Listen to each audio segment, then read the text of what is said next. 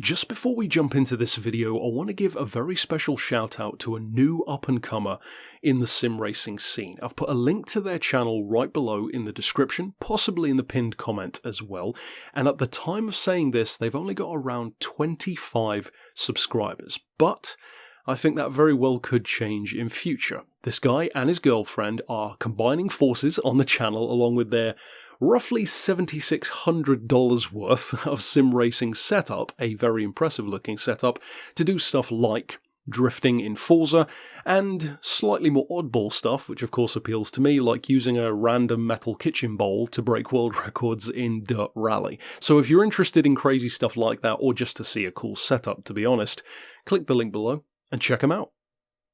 For many of us, Gran Turismo 7 has been something of a learning curve. For some probably more positively and some more negatively.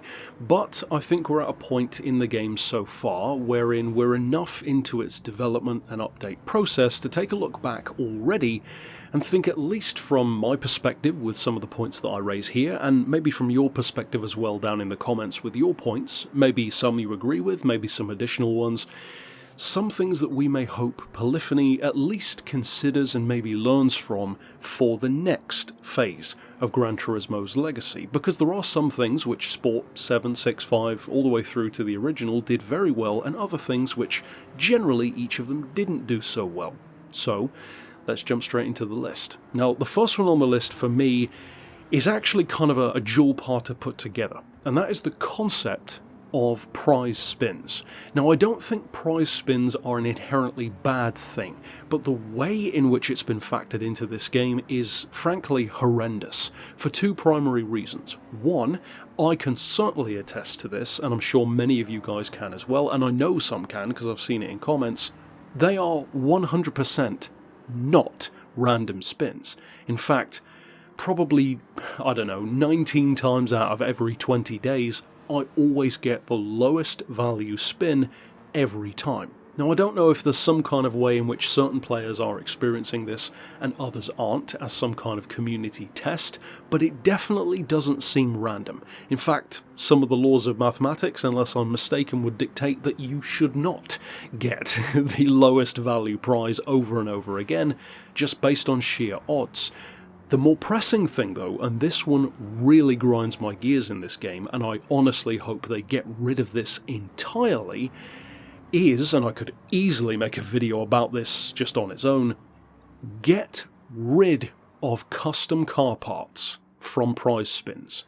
Engine swaps, carbon drive shafts, special parts of any kind, and certainly things as rudimentary as weight loss should 100% not be included in prize spins. And when I say they shouldn't be included, that comes with the caveat of they should rather not be exclusive to spins. Sure, if you want to give us a bonus part for free, that's nice. But on the other hand, don't make an engine an unlock-only thing which 99% of players will either never get to win or will win the same thing over and over again, as I know many of you do. So the system is just inherently broken, and what makes it all the more bad, really, all the worse, is that it creates a system where these parts that are not special at all turn into feeling like some kind of randomized 1% best of the best club for players who happen to win it. That simply isn't fair. And the concept of a wheel spin, ironically, actually can be quite fair, as long as it's used in the right way.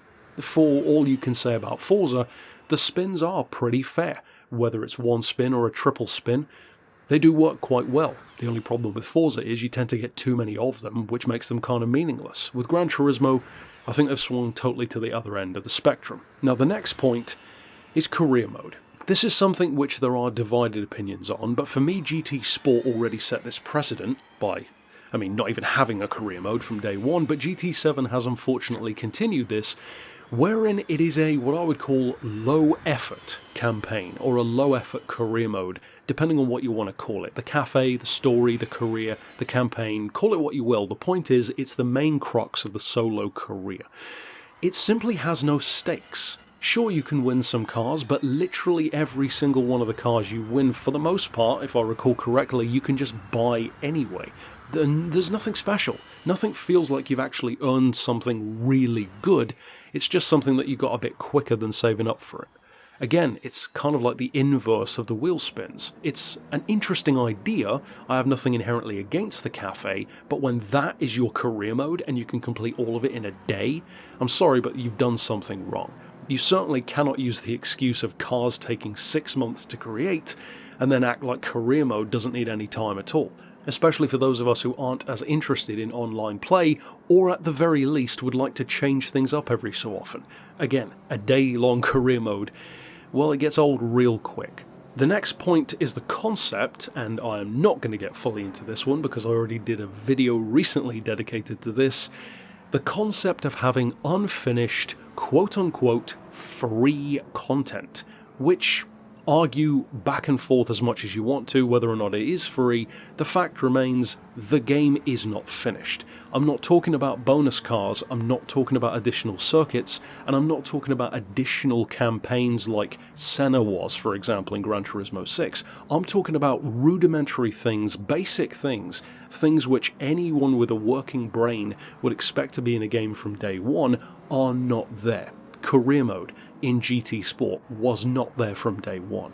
In this game, not being able to do something as simple as sell your cars, something which I'm going to talk about again in a second, these are not big things to ask for, and they are definitely not difficult things to implement into a game, not unless you make them unnecessarily fancy, if you want to call it that. So the idea of updates is not something that I inherently disagree with. In fact, I think that updates can have a lot of benefit when it comes to a live service or online dominated game, because you will have bugs to fix, exploits to fix, things to improve. That's great, but those aren't really updates. Those are more like patches. Those things you can do as often as you want as far as I'm concerned, because they are needed.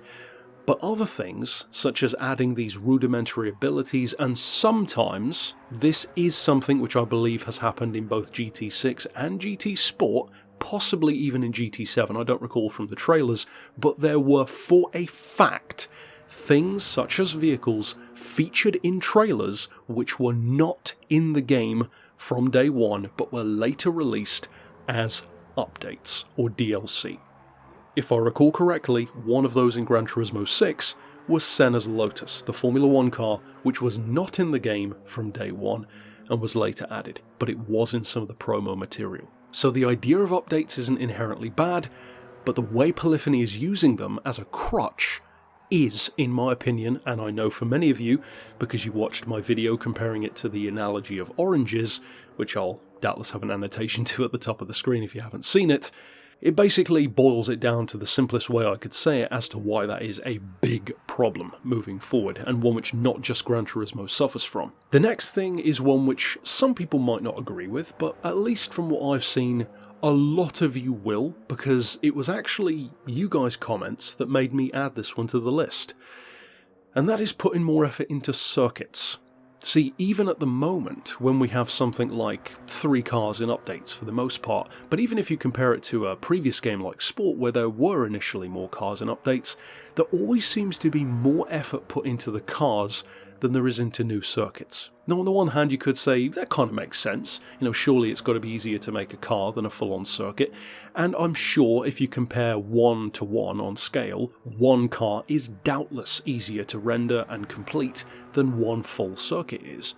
But when we've had, for example, multiple months in a row where no circuit at all has been added, well, now you have to start questioning their priorities, especially when there has been certainly no let-up in terms of adding stuff like Vision GT cars, which many people in the community, I'm not one of them to be honest, I like Vision GTs, but many people in the community have made it quite clear, certainly on the trailers for many of these, so they can't say they haven't seen these comments, that they don't want these cars, that they're not interested. Now you could argue back and forth on whether or not you like them, that's not really the point of what I'm saying.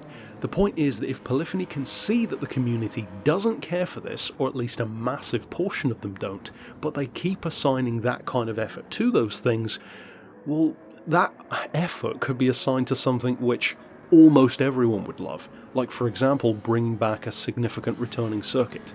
Just look for example recently at something like Road Atlanta, how many of us were so happy to see that debut.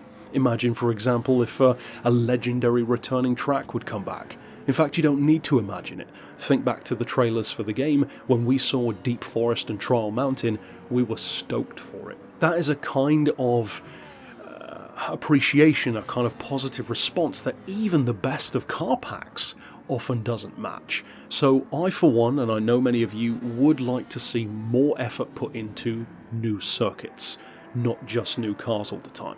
The next one for me, although I've placed it roughly in the middle of the list, is by far the most important. This one trumps everything else on the list, and this is the one thing which unfortunately I know has the worst chance of anything being done about it. If I could only do one thing here, it would be this one. Polyphony desperately, and I cannot emphasize that enough, desperately needs to improve their communication with their community, because at the moment they quite literally could not be any worse at communication. Think of what they do, and again, this is going to tie into a future point. They put out trailers and teasers and silhouettes sometimes hours before the update drops. At the most, usually a day or two. You're not really generating that much hype compared to what it could be, so who are you even releasing those trailers for? Only the die-hard fans, I guess. So clearly you don't care about getting more and more people to be actually playing the game, otherwise you generate that kind of hype even earlier. The trailers are clearly already done, the vehicles are already ready to go, so why not let people know even earlier so that they can have that information, tell others, and get more and more people to get back into enjoying the game again. It actually goes far beyond that, in fact, because this lack of communication permeates everything. If, as some have claimed, Polyphony has issues with the size of their workforce, maybe the cultural aspect or political issues in Japan with certain aspects of work, which I've heard people mention here and there, those are valid things. Well, then tell us that. I've mentioned this before. Anyone who is interested in something, a fan of something, loyal to something, who loves something, will find it 100 times easier to still support it if they know what that thing, person, group of people, whoever is going through. It doesn't always have to be positive information. Now, I'm aware that they're not going to tell us every single thing that's going on at a business level, but if they could even just drop something like, oh, we've got this plan for you, stay tuned. We've hit a roadblock here, but things are still getting on track. These are simple, very low-effort things, and it just makes people feel included. It makes us feel like we're part of a family, and not what we currently are, which is quite frankly a number on a spreadsheet of profit this year. And that is something which can easily be solved. And again, say what you will about Forza, but they do a significantly better job, if nothing else, when it comes to sheer effort, of actually engaging with their community. Posts on multiple platforms that actually feel like posts instead of just corporate blurb. Doing live streams to tease what's coming. This is very low effort stuff. And if Polyphony is, as some have said, not big enough or doesn't have the workforce to accomplish all of these things, then quite frankly, either they or Sony should be making the executive decision to outsource their efforts. Because if you have taken on a project that you are not capable of finishing yourself, you should seek help. And that applies to a lot of things in life, from a business down to an individual. Knowing when to ask for help is essential, and having the arrogance, pride, whatever the case may be, is only a detriment. So they need to snap out of that and either get in line with talking to their community and treating us like what we are, which is fans, instead of just purchasers, and it will benefit them because we will be that much more understanding. Even those of us who many in the community would love to call haters. In actual fact, like myself for example, I'm certainly not a hater of Gran Turismo. Do you really think I would spend as much time critiquing this game if I hated it? No, if I hated it, I wouldn't talk about it at all. You don't hear me critiquing GTR 400 on the PlayStation 2 or the Fast and Furious game, because they're just pure garbage. I critique the game because I love it, and because it has been such an important part of my upbringing, my childhood, and my ongoing love for cars. I want it to be as good as it can possibly be. And you don't get that when your community is made up of yes men who just shower you with praise for everything you do. such as people who criticise me. Some of the best changes I've ever made on this channel have been from criticism, what could initially seem to be haters. The reality of life is, your biggest critics, your biggest cynics, and your biggest haters are the people who make you that much better, not the people who just say everything you do is kissed by God and couldn't be any better. So yes, I will critique Gran Turismo, yes their communication needs to be better, and frankly, they could do well to listen to a little more of the negative rather than just the positive. The next thing really ties into the last one, to be honest, and that is generating more hype from trailers and the aforementioned community posts. I'm not going to dwell on this one because I kind of just touched on it, but put simply, generate more hype. You know, if you want us to be excited about this game, which you should, and if you don't, there's a problem there, then get us more hyped. Give us information that much earlier, etc. I've already touched on it, I'm not going to get into it more, but again, very simple things that could actually get a lot more positive hype and chatter around the game than there currently is. Because without positive stuff to talk about and that information to talk about, negativity does naturally fester. Because a void does not stay a void for very long, and it very rarely fills with positive thoughts. Just ask anyone with depression, for example. Now this next one I will freely admit, speaking to the point that I said earlier on about these all being personal, this one is a completely self-pandering one. Please, Polyphony, bring back the voice chat. Being able to talk to people in public lobbies is something which I really miss. I know there are people who disagree with this, people who hate having that audio noise, but again, you can just mute people. I said this is a personal one, but it's because I really miss being able to engage with people. And doing that in a text chat is just so cumbersome and so outdated. The next point ties kind of into one which I made earlier on about circuits, and that is reassigning their effort. This time though, I'm talking about vehicles more so. In particular, duplicates. Now duplicates do have a place in Gran Turismo, because for those who want a particular variation of a car, well of course you'll be happy. At the same time though, they need to accept, they need to realise, and this really isn't a difficult thing to realise, that when these cars, or if these cars, do indeed take the time frame, the effort and the resources that they claim that they do, being around 6 months to render a car, if it does indeed take that long, let's give them that benefit of the doubt. Even if it does, well then all the more so we need to be prioritising that effort into stuff which actually matters. There are literal lists that people create, not just predictions but wish lists. It really isn't difficult, if Polyphony cared to just take an afternoon and peruse the kind of vehicles which the community is clamouring for, both new faces and returning ones. It's not a high effort thing here, and that is again why I have such a problem with this, because if they're not doing it and it doesn't take much effort, that is a very bad sign, because that means it's not that they can't do it, it's that they don't care, and that is something which I really hate to have to say, but the facts are kind of leaning that way. In fact, they're more than kind of leaning that way. When the community asks for an LFA, we get another variation of an MX-5. That's just the way things are. Now sure, something like an LFA might arrive down the line, but it doesn't change the fact that they're assigning their efforts in a very strange way. And although 1 or 2 people may be happy by having yet another Sylvia, yet another Evo, yet another Skyline, you know damn well that far more people will be happy to see that effort put into something like a Chiron, a Koenigsegg, a Lexus LFA. Just assigning those efforts in a way that makes more sense is something which I sorely hope that they do, but honestly I really don't expect them to. The next one again is more of a personal one for me, but I know again from comments that many of you find this to be irksome.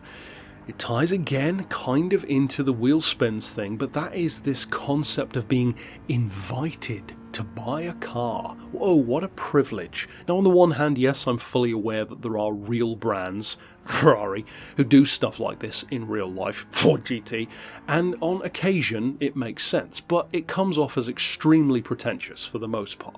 In a game, it really comes off as a way of just extending gameplay time, making you grind for more money, and possibly, maybe, hopefully winning the precious chance to buy a Veyron.